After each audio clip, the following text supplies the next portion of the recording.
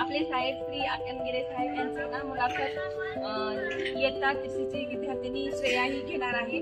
ते आपण पाहूया. सर्वांनी शांततेने ऐका ही मुलाखत. चालते का?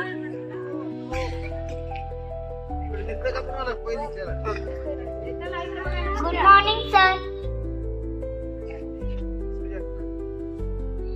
माझे नाव श्रेया आहे. आज मी तुमची मुलाखत घेण्यासाठी इथे आले आहे. सर, तुमचे पूर्ण नाव काय?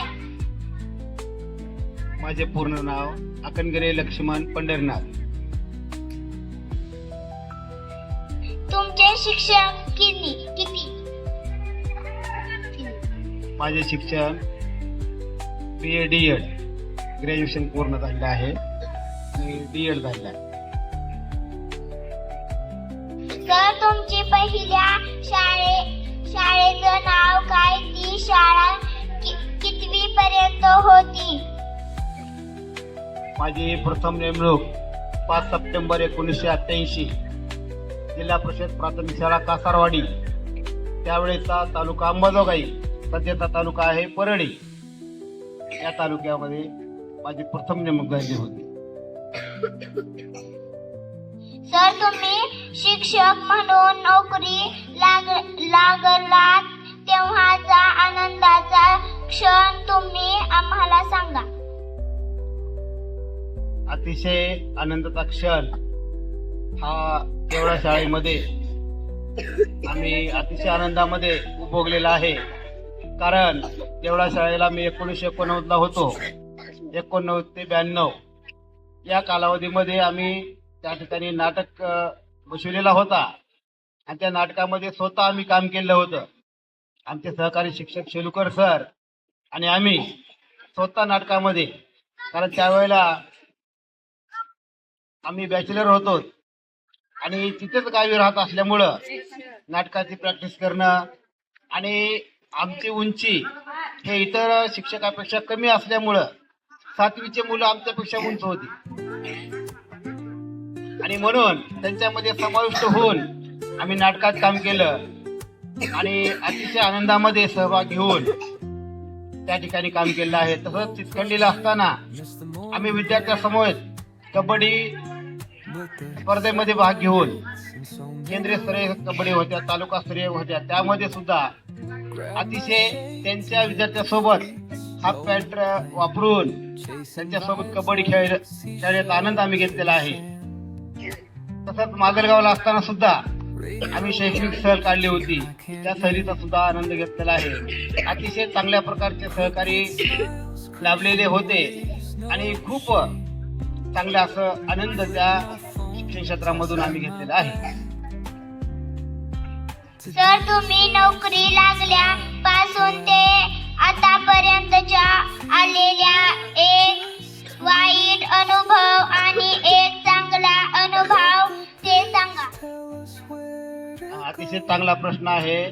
जीवनामध्ये चांगले वाईट अनुभव येत असतात. त्यावेळेला असताना मी सहल नेली होती आणि त्या सहलीमध्ये आम्हाला सहभागी करून घेत नव्हते. आम्ही गावात राहत असल्यामुळं पालकाला संपर्क साधून, म्हणजे 89ची गोष्ट आहे ती, त्यावेळेला 500 रुपये द्यायचं म्हणजे खूप अवघड होतं. पण जोपर्यंत आम्ही पैसे जमा करीत तोपर्यंत आकनगिरे सर, शेलुकर सर, तुम्ही सहलला आपल्याला जायचे असं म्हणून आम्हाला उत्साहाने तयार करायला लागले.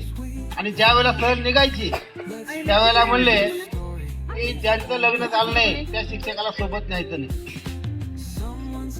आणि मग आम्हाला सहल न्यायचं नाही.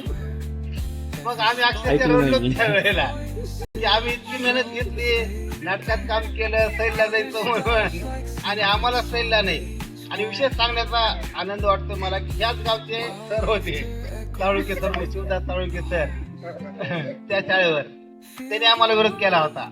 पण शेवटी आमचे मुख्याध्यापक गुबाळे सर होते, त्यांनी म्हणले दोघांपैकी एकाला तरी न्या.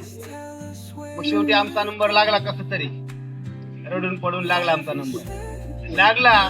परंतु आम्हाला सासवडला एक वाईट घटना घडली. आमच्या सोबत असलेल्या 4 मुलींना स्थळावर जावं लागलं. तर त्यावेळेला कसं होतं, घरून दिपावळी झाल्यानंतर सहल निघालते आमची, त्याच्यामुळं आई वडिलांनी लाडू करंज्या उरलेल्या सोबत दिल्या, लेकरांनी खात राहिले. आणि त्यावेळेला बिसलेरी बाटल्या, एवढं पाण्याची सुविधा सुविधा नव्हती. आम्ही दुधाच्या कॅनामध्ये पाणी त्यांना कुठं बोर उभा असला तर बघायचं, हापसा वगैरे कॅन भरून घ्यायचे एसटी मध्ये. तर त्यावेळेला त्यांनी उलट्या करून घेतल्या एसटी मध्ये आणि अक्षरशः इतकी वाईट परिस्थिती झाली. त्या डॉक्टरांनी सांगितलं की अर्धा तास जर तुम्ही लेकरं आले तर अवघड आहे, होत होतं. आणि 20-20 बाटल्या सलाईन लागले तिथे. तर अक्षरशः आम्ही एसटी माती टाकून नारळाचे फाटे काय मिळेल ती त्यानं एसटी धुवून काढली, पुसून काढली. म्हणजे हा माझ्या 37 वर्षामध्ये अतिशय वाईट प्रसंग आला की जिथं उत्साहानं आम्ही म्हणजे मागं लागून गेलो आम्हाला न्या म्हणून, आणि तिथं गेल्यावर अक्षरशः आमची इतकी परेशानी झाली. कारण त्यावेळेला गट करायचे, 12 मुलाचा गट असायचा. 12 मुलात 5 शिक्षक 60 विद्यार्थी लहान मोठे मिळून सहलीला. मग ते मुलांचे गट आमच्याकडे दिले होते आणि मुलींचे दुसऱ्या सरांकडे. पण ती सहल प्रमुख कुलकर्णी सर म्हणून होते आमचे, ज्यावेळेला आहेत सध्या ते, तर त्यांच्याकडे होता. आणि आम्ही त्यांच्यासोबत राहत असल्यामुळं अतिशय वाईट अनुभव आला. त्यामुळे त्या ठिकाणी 6-7 तास थांबावं लागलं आणि तेवढी एसटी धुवून काढावं लागली. एवढा आपल्या जीवनामध्ये त्या शिक्षण क्षेत्रामध्ये काम करत असताना वाईट प्रसंग त्या ठिकाणी उद्भवला. सर, जसे शिवाजी महाराजांनी स्वतःचे स्वराज्य स्थापन केल्यानंतर शिवाजी महाराजांनी राज्य कारभार चालवण्यासाठी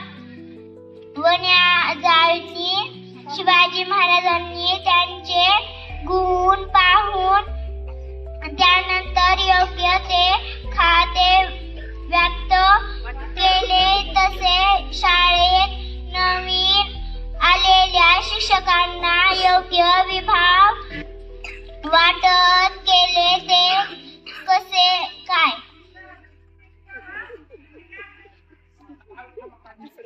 आता शिवाजी महाराजांसारखे आपल्याला काही म्हणजे तेवढ्या अतिशय उत्कृष्ट वाटप करता आले नसतील, तरी पण योग्य तर एक कामाचा अनुभव पाहून किंवा त्यांचं बॅकग्राऊंड बाकीच्याकडून ऐकण्यात आलेलं होतं. आता सोनवणे सर आम्हाला स्पर्धा परीक्षा घेतात माहिती होतं. मग त्यांना कोणता वर्ग द्यायचा, त्यांना स्पर्धा परीक्षेसाठी मोकळं राहण्यासाठी दुसरे काही जास्त विभाग द्यायचे नाहीत, असं एक समजा जनरली.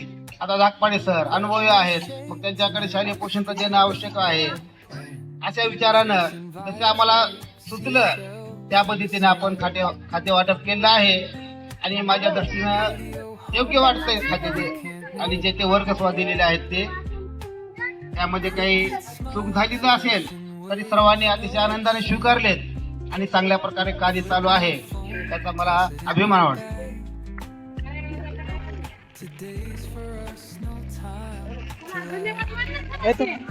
धन्यवाद सर. थँक्यू. अतिशय चांगला उपक्रम आपल्या शाळेमध्ये मुलाखतीचा घेतला त्याबद्दल त्यांच्या वर्ग शिक्षिका व त्या विद्यार्थिनीचे व माझ्या सर्व शिक्षक बंधू भगिनीचे या ठिकाणी मी आभार व्यक्त करतो. असेच नवीन नवीन उपक्रम आपण घेत राहोत आणि आपल्या विद्यार्थ्यांची प्रगती चांगली घडो एवढी मी अपेक्षा व्यक्त करतो. 2 शब्द थांबतो.